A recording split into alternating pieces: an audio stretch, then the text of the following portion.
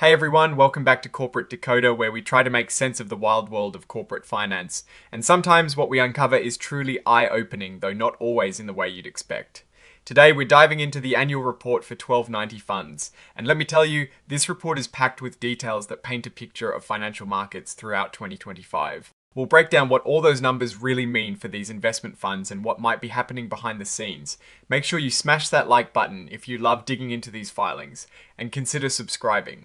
Oh, and for those who want even more direct access and to join the discussion, we have a Discord community linked in the video description below. This is the annual report for 1290 funds, covering their performance up to the 31st of October 2025.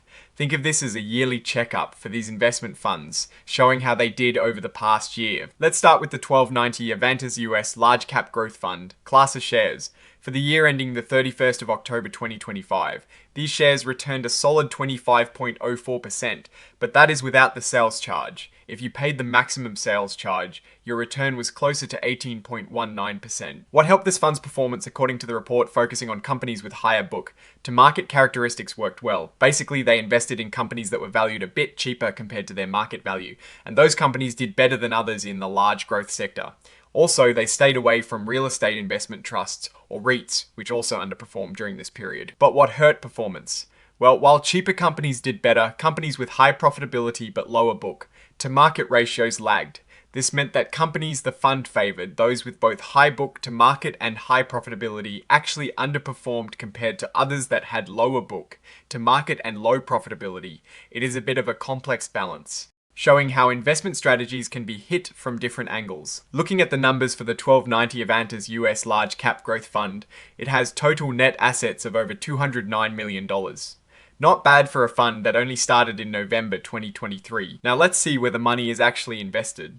Information technology is the big one, making up almost half of the fund's net assets at 49.4%. This is followed by consumer discretionary at 14.2% and communication services at 13%. And who are the biggest players in this portfolio? Unsurprisingly, the tech giants are leading the pack. Nvidia Corporation is the top holding at 12.1%, followed closely by Apple Incorporated at 10.5% and Microsoft Incorporated at a neat 10%. That is a lot of faith placed in these mega cap tech companies. Switching gears to the 1290 Diversified Bond Fund, class of shares returned 7.51% without sales charges for the year. What boosted this fund? Overweights to Mexican sovereign debt, German bund duration, and thus non-agency mortgage. Backed securities all contributed positively. Their long euro position also helped, but what dragged it down? An underweight to us corporates and positions in US Treasury yield curves hurt performance. They also had an overweight to us government agency mortgage, backed securities that detracted, and exposure to the Japanese yen also hurt. It seems like international currency and specific yield curve plays were a bit of a mixed bag here. This fund is much larger, with over $564 million in net assets. That is a significant chunk of change. And look at this portfolio turnover rate, a huge 208%. This means the fund is actively buying and selling its holdings quite frequently, which can mean higher costs for investors. Scroll sector weightings as a percent of net assets, ITOL scroll sector weightings as a percent of net assets, ITOL for this bond fund. The sector weightings are not fully detailed in the snippet, but often bond funds diversify across government debt, corporate debt, asset-backed securities, and mortgage-backed securities. The high turnover rate here might mean they are actively managing exposure to interest rate changes and credit quality shifts. Now let's look at the 1290 GAMCO Smaller Mid Cap Value Fund. Class A. This fund returned 7.97% without sales charges. Industrials were the standout performer, contributing over 2% of excess return compared to their benchmark.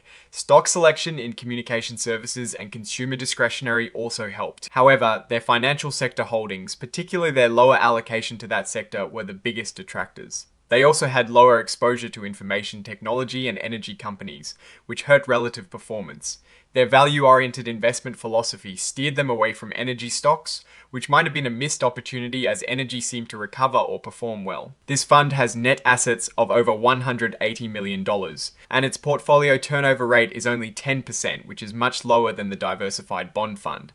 This suggests a more buy and hold strategy, potentially leading to lower trading costs. Looking at the top holdings, a large portion is in short-term investments, with JPM Morgan Prime Money Market Fund holding 4.4%. Muller Industries Incorporated is next at 2.6%, followed by Advanced Auto Parts Incorporated at 2.3%. This shows a significant allocation to stable, short-term assets within this value fund. Moving on to the 1290 High Yield Bond Fund, Class A shares returned 7.14% without sales charges. Security selection in the highest yielding, lower quality segment of the market was a big plus. They also saw strong contributions from technology and energy sectors due to good stock selection. On the downside, selection in the better quality intermediate duration segment hurt performance.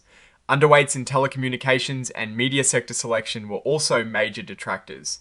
It looks like this fund is really focused on the riskier, high yield side of the bond market, which can offer higher returns but also comes with its own set of risks. This fund has net assets of about $88 million. The portfolio turnover rate here is 37%, which is moderate.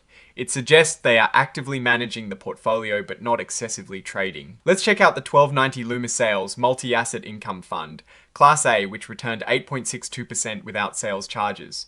This fund did well due to its overweight allocation to dividend-paying equities. Security selection was strong, especially in investment-grade corporates and those dividend payers. However, buy rights, which are essentially covered calls on equities, detracted from performance due to an underweight allocation. Their underweight in high-yield corporates also hurt, although security selection helped somewhat. This fund seems to balance income generation with a diversified approach across asset classes. It has net assets of over $92 million and a remarkably high portfolio turnover rate of 191%. This suggests very active management, likely due to the multi-asset nature and the goal of optimizing income and total return. Now, for something a bit different, the 1290 Multi-Alternative Strategies Fund, Class A, returned a decent 12.15% without sales charges. Their exposure to convertible bonds, precious metals, and long-short equity strategies all contributed positively as equity markets rose. However, their exposure to global real estate and inflation, protected securities detracted from performance. While these might offer some stability, they returned less compared to other assets in the fund during this period of rising equity markets. This highlights the challenge of allocating to alternative strategies that can sometimes lag in strong bull markets. This fund is considerably smaller, with about $25 million in net assets. Its portfolio turnover rate is 22%, which is on the lower side, suggesting a less active trading approach for their alternative strategies. Finally, let's look at the 1290 Smart Beta Equity Fund, Class I shares, which returned 12.90%. Their underweight exposure to healthcare, energy, and real estate, sectors that underperformed, helped support performance. But what hurt them? Overweighting low volatility, high quality earnings stocks detracted because these higher beta stocks outperformed. They also had an overweight in consumer staples, which underperformed, and their stock selection in tech and financials, by avoiding highly volatile companies and focusing on defensive services, also led to underperformance. This fund is trying to achieve a specific smart beta strategy, focusing on factors like low volatility and quality, but it seems to have backfired slightly in a market that favored higher beta and less defensive sectors. This is the largest fund we're looking at today, with over $265 million in net assets. In terms of sector weightings, information technology leads at 21.2%, followed by financials at 19.0%, and industrials at 14.8%. Regionally, North America dominates at 82.3% of net assets, showing a strong focus on the domestic market. Now, let's zoom out and look at the bigger picture presented in this SEC filing. We've seen a variety of performances across these different funds. The Avantis US Large Cap Growth Fund really rode the wave of tech's dominance, while the bond funds navigated a complex interest rate and currency environment. The GAMCO Fund showed the challenges and opportunities in value investing, and the Loomis Sayles Fund tried to balance income and growth. The Alternative Strategies Fund showed the difficulty of managing diverse strategies that can sometimes move against the main market trends. And the Smart Beta Fund highlighted the risks of sticking to specific factor exposures when the market shifts. The high turnover in the Diversified Bond Fund is something I'd want to watch closely as a potential drag on returns due to trading costs. Overall, this report reveals a market in 2025 where being in the right sectors and following the right factor exposures really mattered. For the investors in these funds, their success largely depended on where their money was allocated. It is a good reminder that even within a single fund family, strategies can lead to very different outcomes. What is your take on these filings, and what do they signal for these funds and the broader market? Drop your thoughts in the comments below. If this deep dive was useful, hit that like button and subscribe for more corporate finance decoded. And hey, join our Discord community linked in the description for real-time discussions and to connect with fellow finance enthusiasts. Thanks for watching, and we'll see you in the next video.